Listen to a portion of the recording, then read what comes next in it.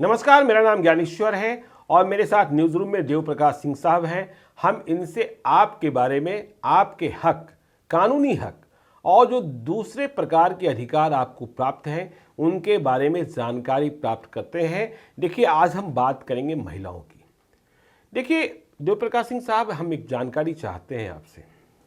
जब सरकारी नौकरी में महिलाएं होती हैं और जब वह गर्भ धारण करती हैं, मां बनने को होती हैं, तो उन्हें मैटरनिटी लीव मिल जाती है। लेकिन जब वह प्राइवेट संस्थानों में काम कर रही होती है तो फिर बड़ा बखेरा है। कैसे छुट्टी मिलेगी तो तनख्वाह मिलेगी कि नहीं मिलेगी, और कितने दिन की छुट्टी मिलेगी, बीच में यदि कोई इलाज की जरूरत हुई तो कहीं से सहायता मिल सकती है कि नहीं मिल सकती है, क्या कानून कहता है। आप लेबर लॉ को भी समझते हैं, अन्य प्रकार की जानकारियां भी रखते हैं। कानून क्या कहता है और इसे किस रूप में कैसे प्राप्त किया जा सकता है। देखिए, आपको जान के बड़ा खुशी होगी जी कि भारत सरकार ने अब इसको पैरिटी पर ला दिया, एकदम बड़ा इक्वल पर ला दिया। अगर सरकार में काम करें तो 6 महीना छुट्टी मिलेगी जी, और 6 महीना पूरा प्रेगनेंसी थोड़ा दिन पहले और प्रेगनेंसी डिलीवरी के बाद, मैंने प्रेगनेंसी डिलीवरी के 2 महीना पहले और बाकी 4 महीना बाद। जी, तो 6 महीना छुट्टी अगर वहाँ है, पहले 3 महीना था, बाद में अभी जो सरकार चल रही है उन्होंने 6 महीना कर दिया। अरुंधति जो थी चेयरमैन स्टेट बैंक के, सबसे पहले उन्होंने स्टेट बैंक में किया था और बाद में गवर्नमेंट ऑफ इंडिया ने किया और बाद में ESIC ने भी किया। जी। अब देखिए सुविधा कितनी बड़ी हुई है कि किसी प्राइवेट संस्थान में कोई महिला काम कर रही है, 1 साल उसका काम का हो गया है, कम से कम 1 साल कम से कम हो गया है। हाँ हाँ। और उस 1 साल में जो 2 तिहाई का रिटर्न जाता है, उस तिहाई में कम से कम 70 डेज हर एक 6 माही में वो काम किया। नहीं, इसे स्पष्ट करें।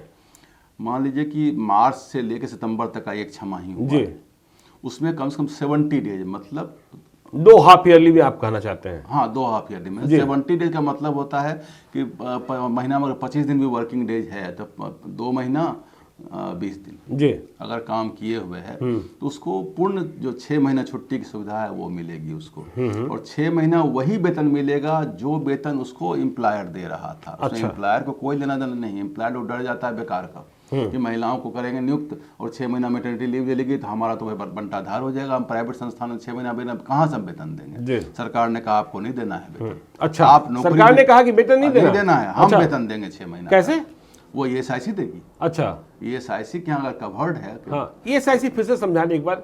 ESIC employee state insurance corporation है, उसमें जिस संस्थान के 10 आदमी हैं और कवर्ड एम्प्लॉय है और उसके एवज में आप 200-400 रुपये अगर आप देते हैं किसी एम्प्लॉय के अगेंस्ट में, 10,000 रुपये जिनका वेतन सैलरी अगर है, तो उस एम्प्लॉय को 6 महीना तक का वेतन, अगर उसकी सैलरी 10,000 है तो 10,000 उसको मिलता रहेगा, मतलब 6 महीना तक मिलता है। अच्छा, इस बीच में जो ट्रीटमेंट होगा, प्रेगनेंसी का जो होता है ट्रीटमेंट, उस ट्रीटमेंट के पैसे मिलेंगे। डिलीवरी होगा, डिलीवरी के सारे खर्चे मिलेंगे।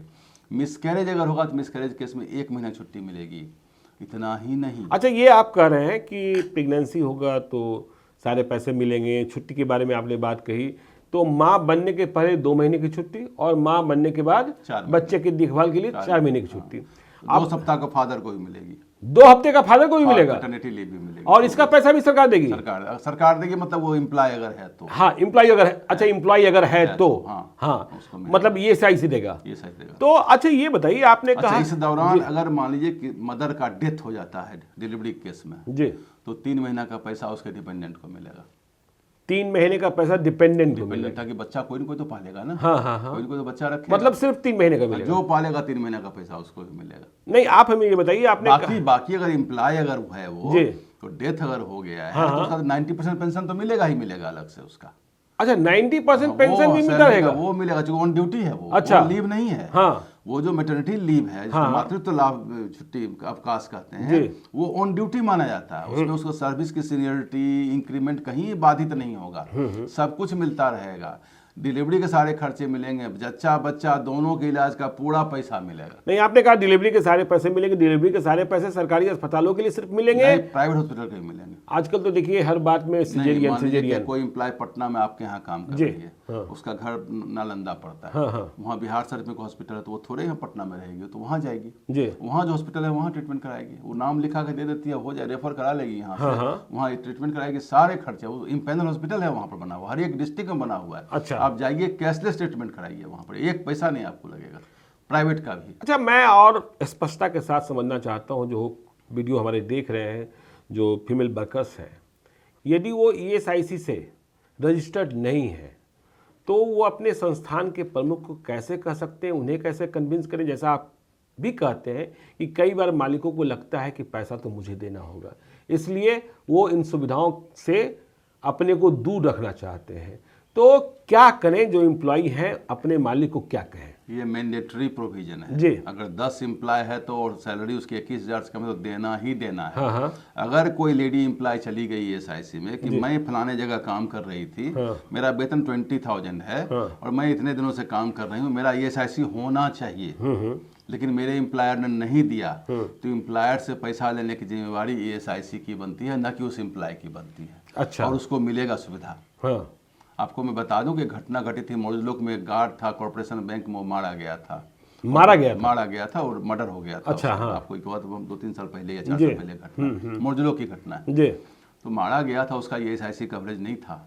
हम लोगों ने लिखा पढ़ी की थी, कॉर्पोरेशन बैंक ने बाद में उसमें पैसा दिया, लेकिन उस एम्प्लॉय को सारा सुविधा मिला। अच्छा। उसके डिपेंडेंट को सारे पेंशन मिले, उसके डिपेंडेंट को सारे पैसे ESIC ने दिए, क्योंकि अच्छा। एक्ट में लाना गवर्नमेंट की जिम्मेवारी है। हाँ हाँ। अगर किसी ने एक्ट में नहीं किया और जानबूझ के बैठा हुआ जो होना चाहिए नहीं कर रहा है तो भी सुविधा मिलेगा, क्योंकि वो भारत सरकार का एक्ट है और उसमें दिया हुआ है कि एम्प्लॉय को सुविधा मिलेगा, और वो मैंडेटरी प्रोविजन है, न कि ऐच्छिक प्रोविजन है, करना ही करना है। तो देखिए, आपने कहा कि देखिए आपने इसकी बात भी कर दी कि जब मिसकैरेज होगा तब भी बेनिफिट्स मिलेंगे। आजकल हाँ। सेरोगेसी की बात चल रही है, आजकल सेरोगेसी मर्डर, मतलब जो माँ होती हैं, उसमें क्या सुविधाएं हैं और क्या प्रावधान कहता है, वहाँ क्या बेनिफिट्स मिल सकता है? देखिए, अब एक नई बात आ गई है सरोगेसी। जी। पहले सुनने में थोड़ा लोगों को लगता था, लोग मजाक उड़ाते थे। हाँ हाँ। अब वो जनरल पटना में भी देखिएगा कई एक IVF सेंटर बिल्कुल खुल गया है।